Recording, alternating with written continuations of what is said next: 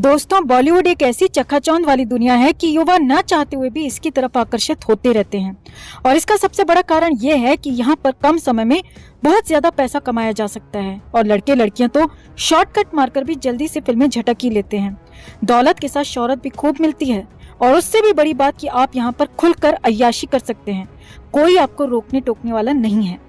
यही वजह है कि यहाँ पर हर रोज हजारों लड़के लड़कियां एक्टर बनने आते हैं, लेकिन उनमें सफलता कुछ लोगों को ही मिल पाती है और बाकी लोग या तो वापस अपने घर चले जाते हैं, कुछ मर जाते हैं, कुछ गायब हो जाते हैं, या मुंबई में ही कुछ लोग गलत धंधों में लिप्त हो जाते हैं। और इनमें भी कुछ लोगों को मौका तो मिल जाता है, लेकिन उस मौके को भुना वही पाता है जो बॉलीवुड की असलियत जानने के बाद उसके रंग में रंग जाता है। कुछ लोग ऐसे भी होते हैं जो बॉलीवुड के रंग में नहीं रंग पाते हैं, खुद को नहीं ढाल पाते हैं, तो वो लोग 2-4 प्रोजेक्ट्स करने के बाद ही गुमनामी में चले जाते हैं, वापस अपने घर चले जाते हैं या दूसरे क्षेत्र में हाथ आजमाने लगते हैं। आज हम जिस एक्ट्रेस की बात कर रहे हैं दोस्तों, ये जब फिल्मों में आई तो रातों रात पॉपुलर हो गई। रातों रात फेमस होने के 2 कारण थे। एक तो ये था कि ये सलमान खान के साथ डेब्यू कर रही थी, वो भी लीड रोल में, तो इसकी चर्चा होनी लाजमी थी। दूसरा कारण इसकी शक्ल ऐश्वर्या रॉय से काफी ज्यादा मिलती थी। आप समझ ही गए होंगे कि हम बात कर रहे हैं स्नेहा उलाल की।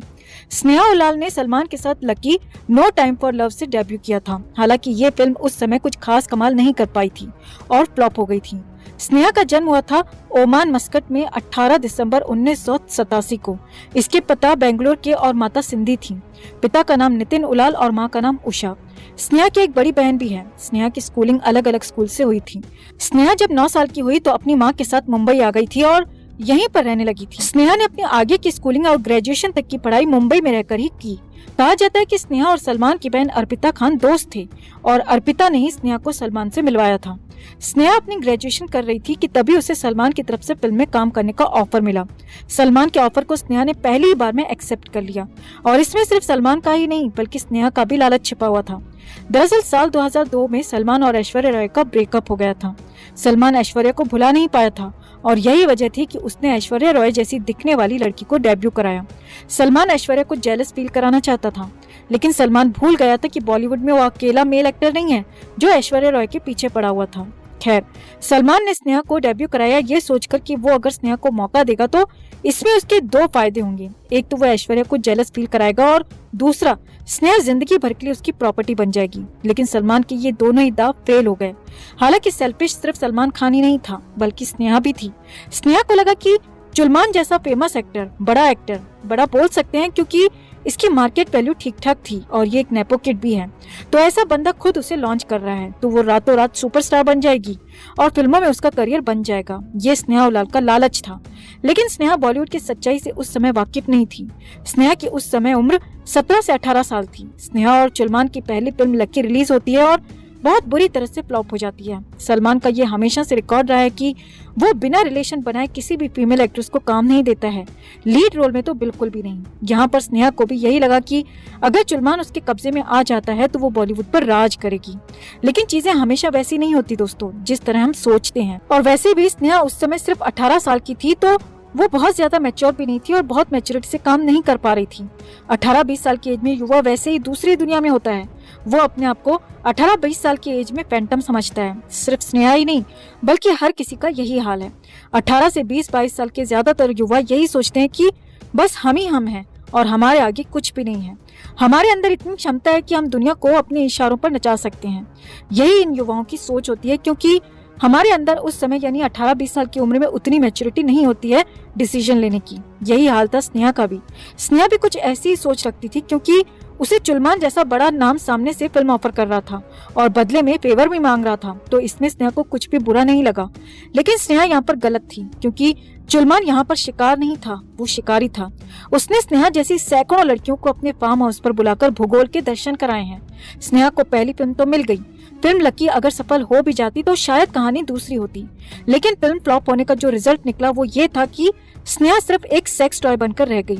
फिल्म लकी के फ्लॉप होने के बाद स्नेहा को किसी और फिल्म का ऑफर नहीं आया तो स्नेहा को अपने सपने टूटते हुए दिखाई देने लगे।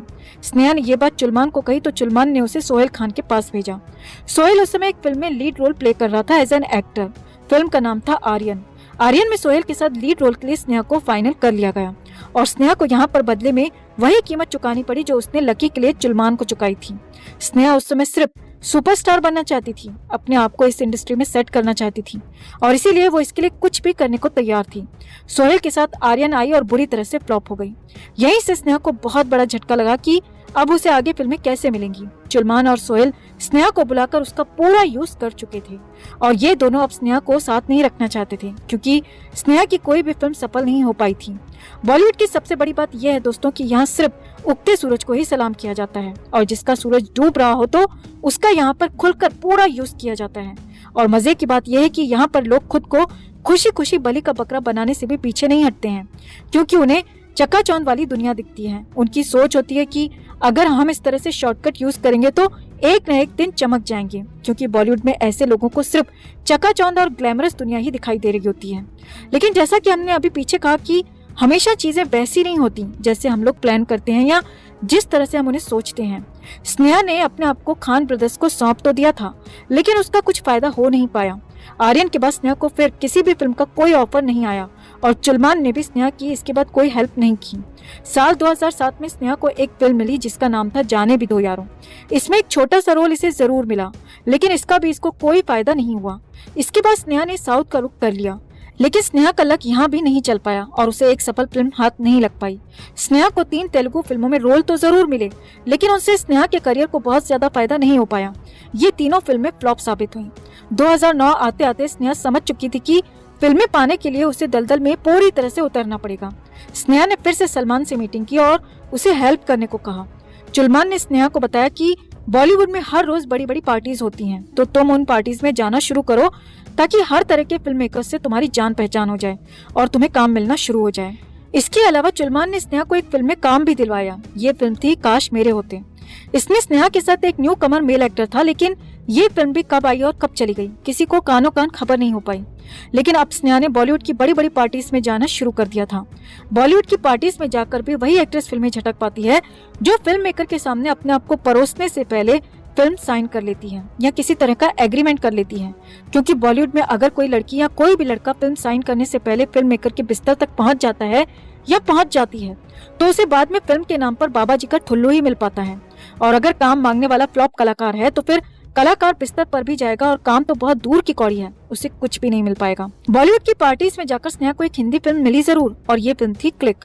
इसमें स्नेहा के साथ लीड रोल में था श्रेयस तलपड़े लेकिन ये फिल्म भी बुरी तरह से फ्लॉप साबित हुई। इसके बाद स्नेहा ने 2 साल तक बॉलीवुड की पार्टीज में चक्कर काटे, खूब मेहनत की, खूब हल चलाया लेकिन फसल ऐसी की निकलने का नाम ही नहीं लिया।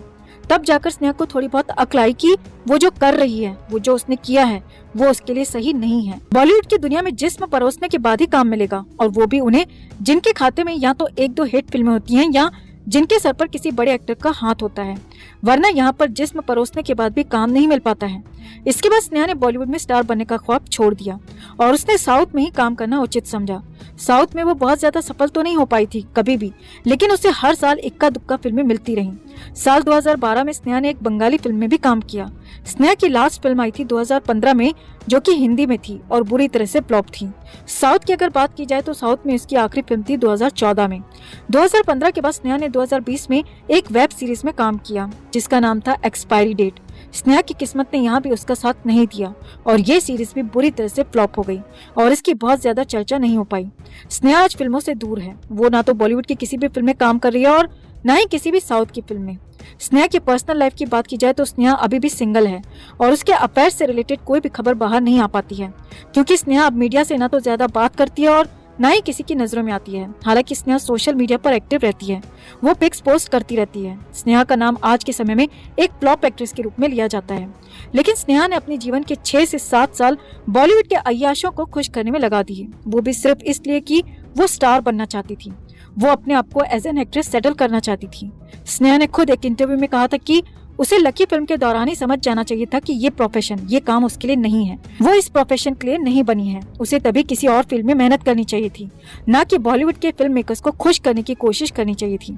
स्नेहा ने अपने इंटरव्यू में इशारों में चुलमान खान पर भी निशाना साधा था कि जिसे उसने अपना गॉडफादर माना, उसने भी उसे सिर्फ यूज किया। स्नेहा 35 साल की हो चुकी है और अब वो क्या करती है क्या नहीं करती है इस बारे में कोई भी खबर कहीं नहीं है। लेकिन बॉलीवुड से दूर जाने में ही उसकी भलाई है, ये स्नेहा भी अब समझ चुकी है। ये सिर्फ स्नेहा की कहानी नहीं है दोस्तों, स्नेहा जैसी हजारों लड़कियां, हजारों लड़के इस कहानी के पात्र हैं। यहाँ पर सिर्फ लड़कियों को ही फिजिकल रिलेशन बनाने के लिए नहीं कहा जाता, यहाँ लड़कों को भी इसी रास्ते से गुजरना होता है। हजारों युवा यहाँ पर स्टार बनने के ख्वाब लेकर आते हैं और अय्याश लोगों का सेक्स टॉय बनकर रह जाते हैं। स्नेहा और इसके जैसे युवाओं के बारे में आपकी क्या राय है? कमेंट में आप भी अपनी बात, अपनी राय जरूर रखें। वीडियो को लाइक और शेयर कर अपना प्यार और सपोर्ट भी जरूर दिखाएं। चैनल के साथ जुड़कर हमारी आवाज बने।